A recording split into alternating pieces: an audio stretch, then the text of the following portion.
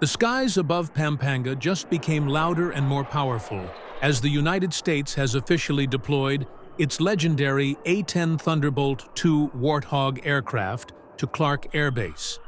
Known for its unmatched close-air support capability, the A-10's arrival signals a strong message about U.S. military presence in the region and has left many in the Philippines both surprised and curious.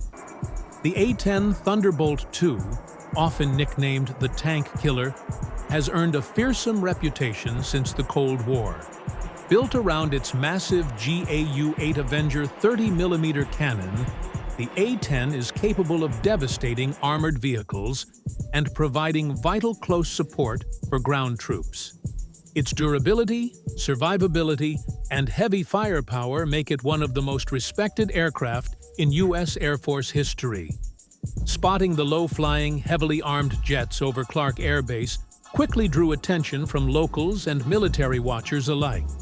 The A-10 is not a common sight in the Philippines, making this deployment a clear indicator of U.S. intentions to enhance visibility and readiness in the Indo-Pacific.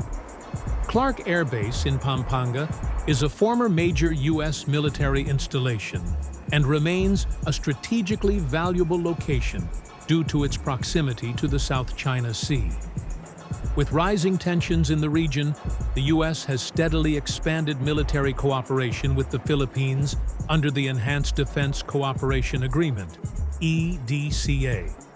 By stationing A-10s at Clark, the U.S. gains a forward operating presence to respond rapidly to potential conflicts, humanitarian missions, or joint training exercises with the Armed Forces of the Philippines, AFP. Supporters see it as a boost to Philippine security, particularly amid maritime disputes in the West Philippine Sea.